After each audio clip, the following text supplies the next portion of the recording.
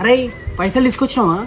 అరే మా డాడీ సాయంత్రం వస్తాడు, సాయంత్రం రాగానే ఇచ్చేస్తారా సరేనా? అరే నీ పైసలు లేవురా? ఇగోరా నా పైసలు. సరే. అరే హరి మీ డాడీ రాగానే పైసలు తీసుకొని మన బిల్లింగ్కి వచ్చేసి మేమందరం మాట ఉంటాము సరేనా? సరేరా. ఏంది టైం 6 అవుతుంది ఇంకా డాడీ రాలేడు. ఒకవేళ డాడీ వచ్చిన తర్వాత 100 కాదు 200 అడిగి తీసుకుంటా. ఏయ్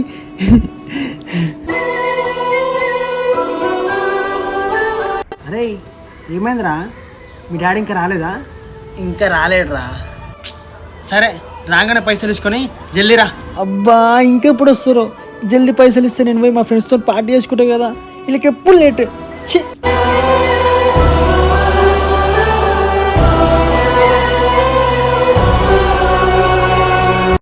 అరే ఏందిరా ఇంత నైట్ అయింది ఇంకా రాలేదా? వస్తానర్రా. అరే అసలు వస్తాడా లేదారా?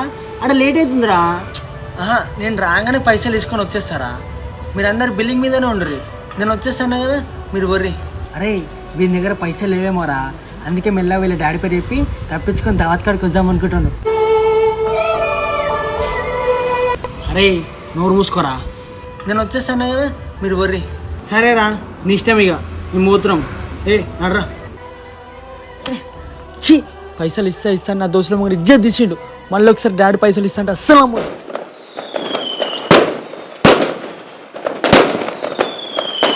ఛీ 12 కూడా అయిపోయింది, ఇంకెప్పుడు వస్తారేమో.